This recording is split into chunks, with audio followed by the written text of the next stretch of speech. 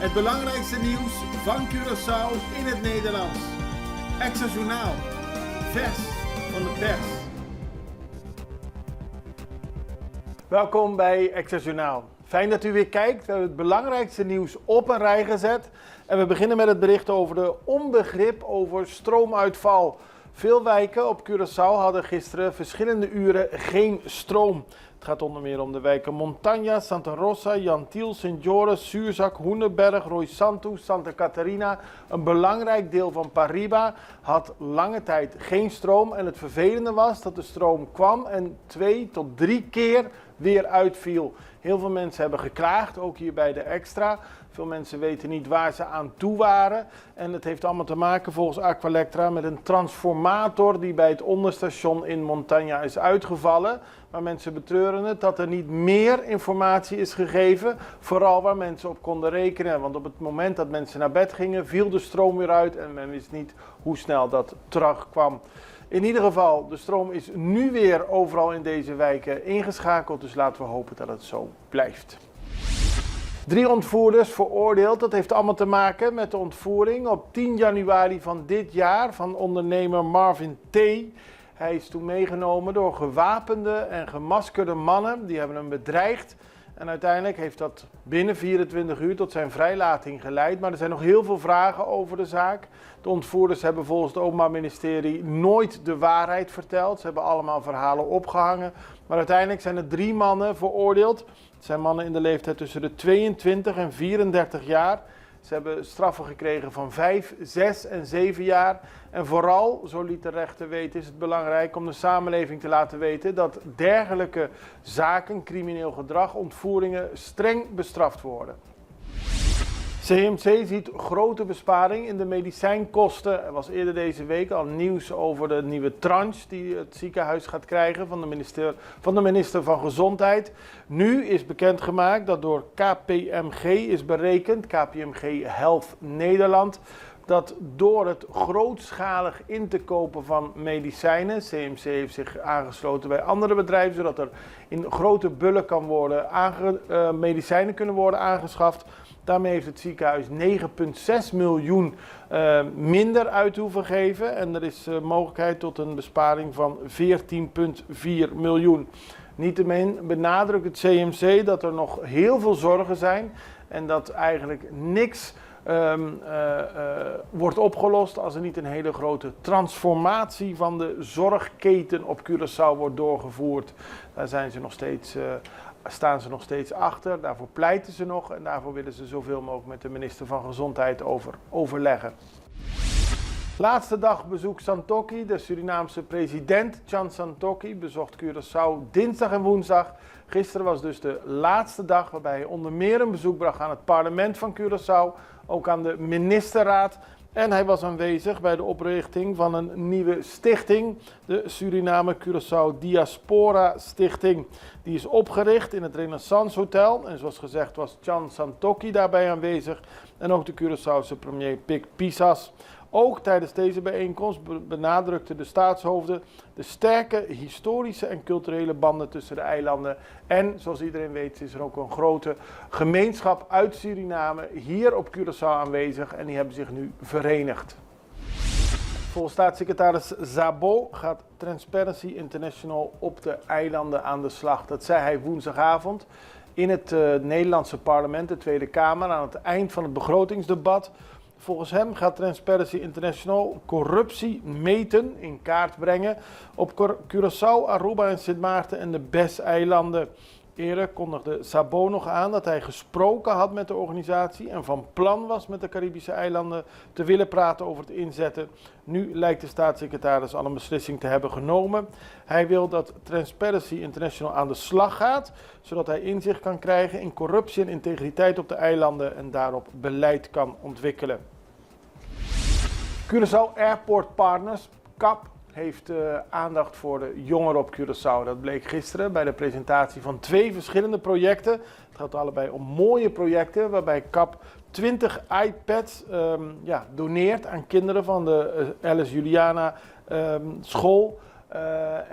Die kinderen kunnen 2 jaar lang met die iPads werken. Ze zijn betaald, de vergunningen zijn er. Ze kunnen alles ermee doen wat ze willen om zich daarmee verder te ontwikkelen. En ook is er een launch gegeven van een nieuw stageprogramma voor de Juan Pablo Duarte AGO. Zodat die stagiaires kunnen leveren naar KAP en op die manier bepaalde skills leren die ze niet op school leren, maar wel bij het mooie bedrijf. Goed dat de organisatie aandacht heeft voor de jongeren op het eiland.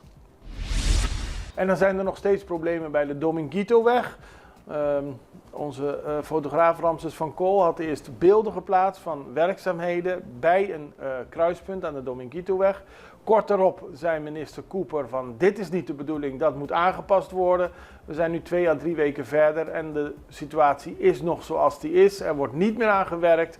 Er is sprake van een niet afgemaakte nieuwe rotonde. Volgens de minister van VVRP moet dat anders, maar er wordt niks meer mee gedaan. En de bewoners hebben weer extra benaderd om te vragen hier aandacht aan te besteden bij deze. We gaan even over naar een break. We zijn zo bij u terug. Extra in Nederland. Van Amsterdam tot Arnhem, van Groningen tot Maastricht. Extra is erbij. Volg Extra Digitaal en blijf op de hoogte van de belangrijkste ontwikkelingen in Nederland. Extra Digitaal is te zien op verschillende platforms en kanalen zoals WhatsApp, YouTube, Facebook, Instagram en ook TikTok. Wilt u ons op de hoogte brengen van een evenement of iets doorgeven? Neem contact op via WhatsApp, e-mail, Facebook of bel gewoon 06 1364 2945. Volg of abonneer je op Extra Digitaal. Klik aan en volg ons.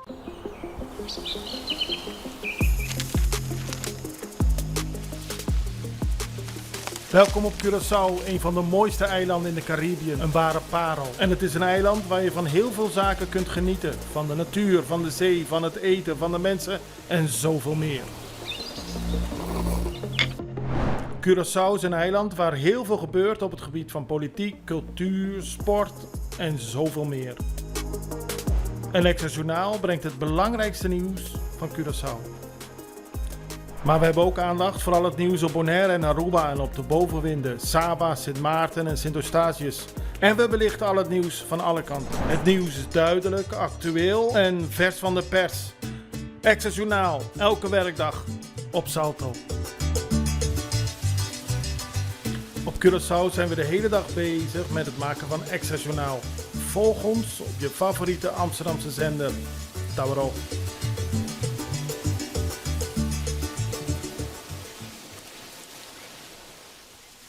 Gisteren gaf professor Wouter Veenendaal een lezing op de Universiteit van Curaçao met als onderwerp Democratie in het Koninkrijk der Nederlanden. De lezing ging over zijn onderzoek naar kleine eilandstaten wereldwijd en de wijze waarop de democratie zich daar heeft ontwikkeld.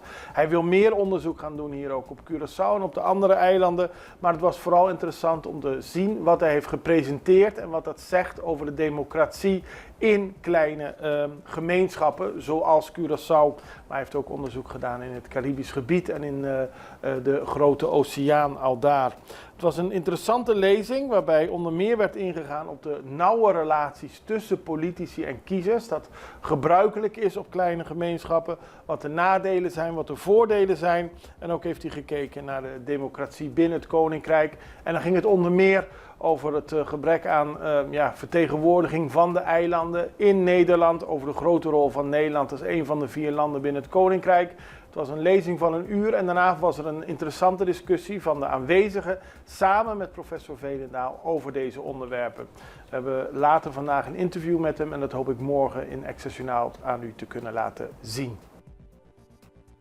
Het ministerie van Gezondheid, Milieu en Natuur benadrukt dat gratis chippen en steriliseren mogelijk is. Het gaat over mensen die dieren hebben, honden, poezen, die moeten gesteriliseerd worden. En volgens het ministerie treedt er per 1 januari volgend jaar een nieuwe wetgeving in werking die gericht is op het aanpakken van zwerfhonden en het bevorderen van verantwoord huisdierbezit.